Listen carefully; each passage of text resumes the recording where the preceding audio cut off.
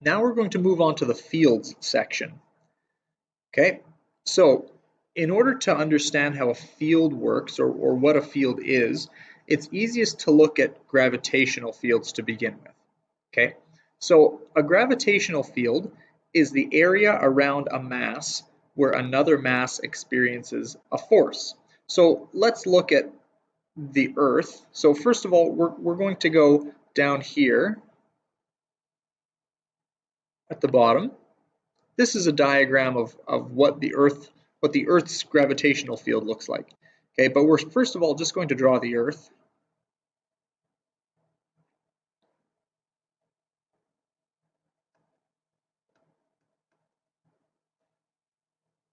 And let's say over here is the moon. Okay, the moon is going to be attracted to the Earth. Now, the moon is moving very fast around the Earth, and so although it looks like it's going in a circle, it's being attracted to the center of the Earth the whole time. It's just that because it's also moving sideways, it isn't falling into the Earth. Okay, so the moon is being attracted to the center of the Earth. Then let's say we have a satellite over here. Tiny little satellite, it's being attracted to the center of the Earth. Here's another satellite over here. It's being attracted to the center of the Earth. So what we mean by the Earth's gravitational field is the area around the Earth. Let's see if I can do this It's the area around the Earth where other masses experience a force.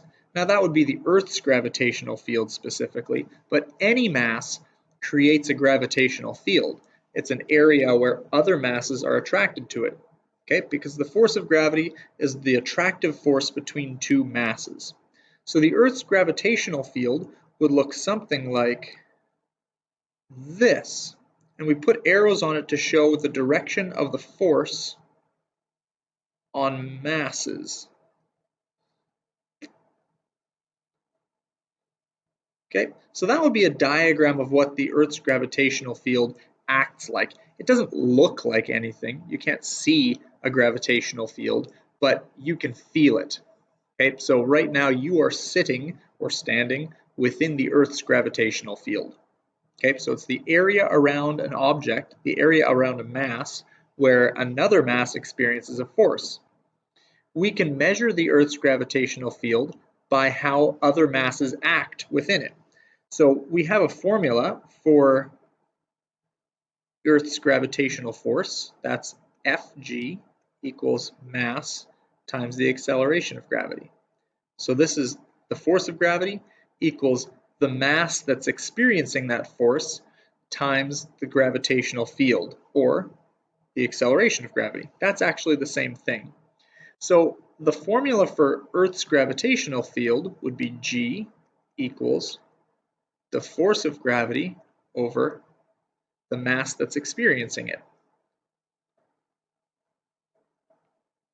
Okay, so if you take the force of gravity you are experiencing and divide out your mass, you're going to get in your calculation what the Earth's gravitational field strength is there. So usually we say that the acceleration of gravity is 9.8 meters per second squared, which is totally true. It's just that in this formula, the force of gravity is measured in newtons, and the mass is measured in kilograms. And if you do that, you end up with meters per second squared, but this is also could be measured in newtons per kilogram. And that's kind of a field strength measurement versus an acceleration measurement. Again, they are exactly the same thing. It's just looking at it in a different way. Okay, so this is the Earth's gravitational field strength when you are relatively close to the Earth. When you get really far away from the Earth, it gets weaker. And that kind of brings us to how we draw field lines. Okay, so field lines are used to represent the strength and direction of a field. Field lines must be drawn perpendicular to the object. I can't fit that in here, but I'm going to try. Perpendicular.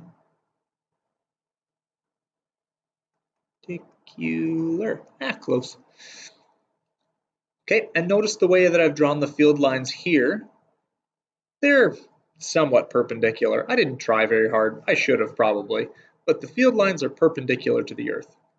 The further apart the field lines are, the weaker the field is.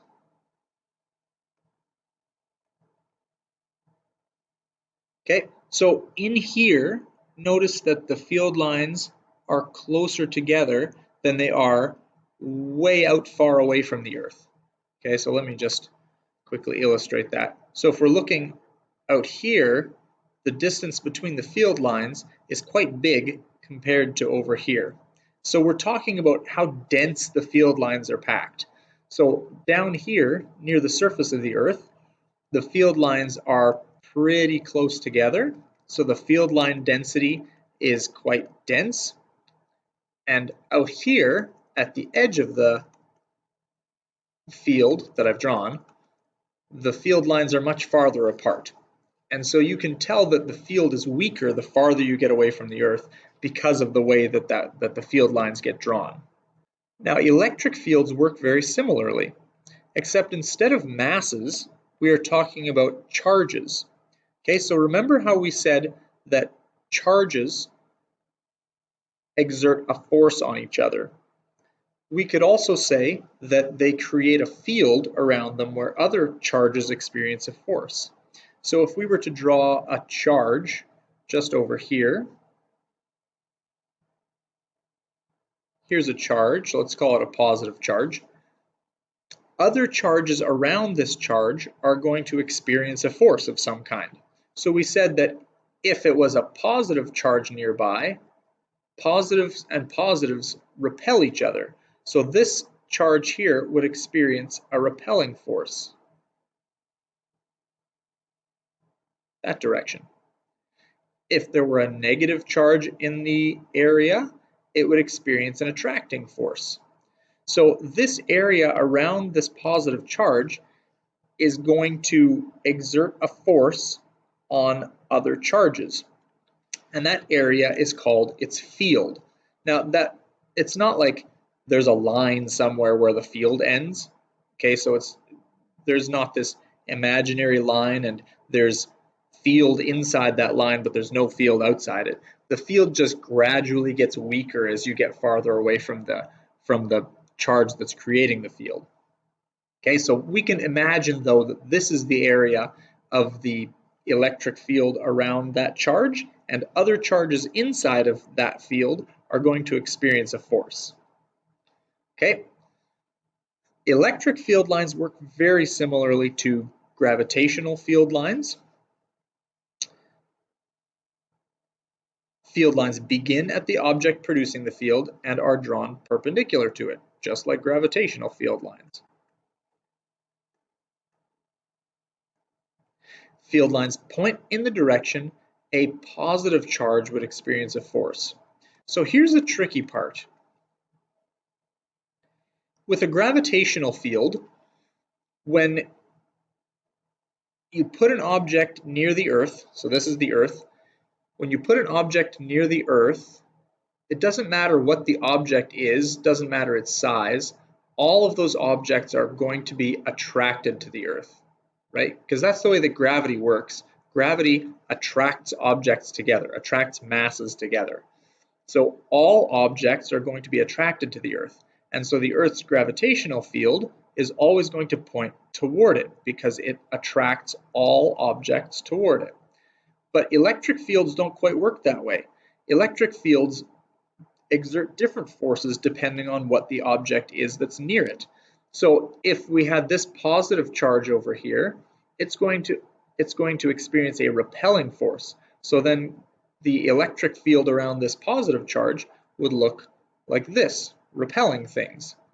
But what if it was a negative charge here? Well, then it would be attracting things, right? But it can't be both. It can't be both at the same time. That doesn't make sense. And so you get here what is called a convention. Somebody makes up a rule that we're just going to follow so that everybody works the same way. So the convention is that the field around a charge is drawn as though it is acting on a positive charge in the area. Okay, so when we're drawing this field, we pretend that we're talking about the effect on other positive charges. And so other positive charges around this central positive charge are all repelled from the central positive charge. And so the field actually is all going to be pointing outwards. All pointing outwards. If there is a negative charge in the area, that doesn't change what the field looks like, it just changes how the field acts on that charge. So positive charges follow the field, so they'll follow what this field line says, but negative charges will do the opposite. They'll just be attracted.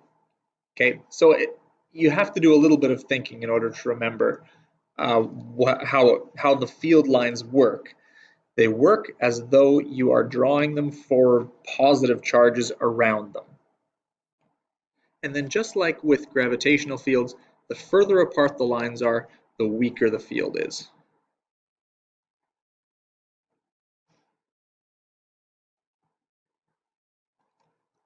Okay, so what we're talking about over there is that really close to the central charge over here, these,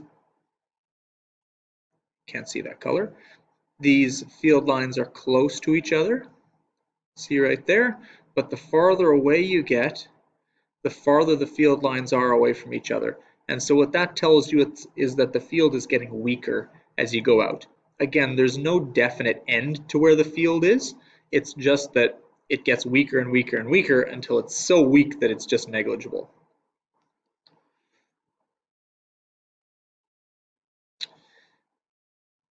When we're talking about measurements, measuring electric fields and electric force, we have to have some sort of measurements to go with. So let's talk about the units of electric charge. So electric charge can be measured in two different ways. Elementary charges is the first one. It's this guy. So when you were studying chemistry in previous grades and you talked about ions, so let's say a sodium ion, that would be Na plus. Okay, that means that this sodium atom has lost one electron, which gives it one positive charge. So then what you just said was its charge is +1. But what you really meant is it was +1 elementary charge. Okay, so elementary charges are just the number of electrons or the number of protons you're talking about. So one electron has a charge of -1 EC, and one proton has a charge of +1 EC. Elementary charges, it's just counting protons and electrons. But usually we, in real life or even in chemistry, we don't just deal with one atom or one ion at a time. Usually you're dealing with a charged object or something like that. So it's kind of inconvenient to use ECs. So we bundle them up into a quantity called a coulomb. Okay, so a coulomb is just a lot of charge, or a lot of ECs. So 6.25 times 10 to the 18 ECs. That's one coulomb of charge. So one EC, or one elementary charge, is a tiny, tiny bit of a coulomb. 1.6 times 10 to the -19 coulombs. That's a tiny fraction. Whereas one coulomb is a lot of elementary charges. Okay, so remember, one coulomb is a lot of charge, and one EC is a tiny amount of charge. We also need to point out that it doesn't really make sense to talk about fractions of ECs because one EC is one electron. It's the charge on one electron, or the charge on one proton. So -1.5 ECs doesn't make any sense because you can't have a half an electron. It just doesn't work. So whenever we're dealing with the mathematics involved, you're probably going to have to do some rounding. And if your final answer is going to be in ECs, you're going to have to round it somehow. Again, the convention is that you always round down. Okay, so if you look over here, if your final answer for the charge on an object is 4.882 ECs, that should end up being rounded down to positive 4 ECs. Doesn't matter if your answer is 9.9997 ECs, it still needs to be rounded down. Okay, now you should be careful that you don't do too much rounding in the middle of the calculation, because you might end up with a final answer that's a little bit off, and so you may not end up rounding it correctly. Okay, so this number of ECs should still be rounded down to 9 and not up to 10. Okay, it's a weird rule, but that's how it works.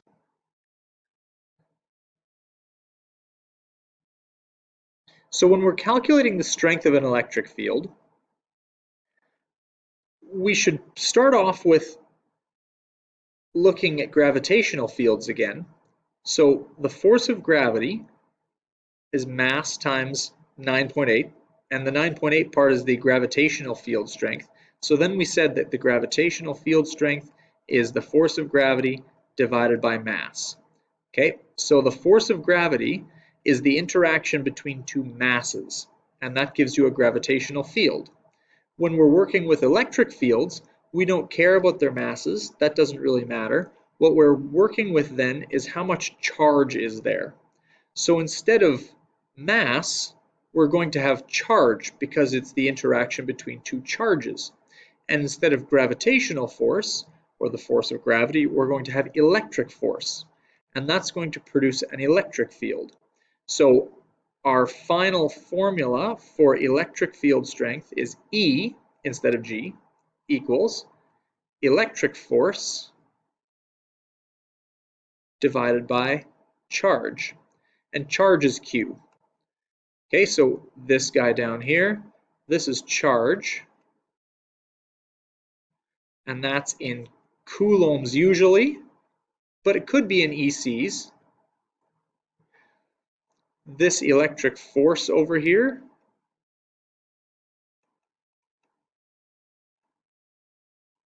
is measured in newtons per coulomb. It's measured in newtons. It's the field strength over here that's measured in newtons per coulomb. Field strength, that's an R. Field strength, and that's measured usually in newtons per coulomb, but it could be measured in newtons per EC. Okay, it just depends on what units of charge you're using. Both are totally fine to use. Coulombs is more common, but ECs is valuable as well. Okay, notice that this electric field is a vector. I drew an arrow on top. It's a vector, so it has direction. When you're talking about the electric field around a negative charge like this, a negative charge would attract positive charges in the area, and so the field that we draw around a negative charge is going to be toward it. Okay, so this electric field has a direction like this. If we're standing right here, perhaps the direction is exactly to the west. Okay, so depending on where you're standing, you're going to have some sort of direction for the electric field. The last piece that we need to do here is just a little bit of unit conversion. Because we said that ECs and coulombs are both valid measures of charge, we need to be able to switch between them. Okay, so the first thing that we're going to do is just switch to ECs from coulombs. So we've done unit conversions before. It goes like this, 0.0015 coulombs, and I want to change that to ECs. So if I have coulombs, I want to put coulombs on the bottom here so it cancels out, and I'm going to put ECs on the top, so that's what I'm left with. 1 coulomb, it says over there, is 6.25 times 10 to the 18 ECs. Let's see if I can fit that in here. 6.25 times 10 to the 18 ECs. So I'm going to go 0.0015 times 6.25 times 10 to the 18, and you should end up with 9.4 times 10 to the 15. 9.4 times 10 to the 15 ECs. So this is a lot of electrons because a coulomb is a lot of electrons. So even though this is a small amount of coulombs, it's still a large amount of ECs. Okay, so this is just our basic unit conversion. We've done that a whole bunch of times already. But this is a compound unit over here, newtons per coulomb and newtons per EC. So that's a field strength measurement. And so in order to convert between the two, you need to go 4,000 newtons per coulomb times, here's our fraction. We're going to deal with the coulombs only. We don't want to change the newtons, right? Because it's newtons per coulomb that we're changing to newtons per EC. The newton stays the same. So all we need to do is change out the coulombs. So coulombs is on the bottom of my unit. So I'm going to put it on the top to cancel it out. Put ECs on the bottom. I tend to just put 1 coulomb is 6.25 times 10 to the 18 ECs all the time. But you are welcome to use the other measurement, and I'll do it on the last one over here. So in this one, we take 4,000 times 1 divided by 6.25 times 10 to the 18, and you end up with 6.4 times 10 to the negative 16 newtons per EC. Okay, if you were working with sig figs here, this only has 1. And so our final answer should actually just be 6 times 10 to the negative 16 newtons per EC. That would be the correct number of significant figures. Okay, and finally over here, we're going to change 3.25 times 10 to the negative 15 newtons per EC to newtons per coulomb. So I'm going to get rid of the ECs by putting it at the top. Coulombs then goes on the bottom. And up a little bit higher, it says that 1 EC is 1.6 times 10 to the negative 19 coulombs. Okay, you never have to choose this value when you're doing a conversion if you don't want to. You can always do the 6.25 times 10 to the 18 value. You would just have to do 1 coulomb is 6.25 times 10 to the 18 ECs. But this works totally fine as well. So this 3.25 times 10 to the negative 15 divided by 1.6 times 10 to the negative 19 gives us 2.03 times 10 to the 4 newtons per coulomb. Okay, and that's the unit conversions for charge.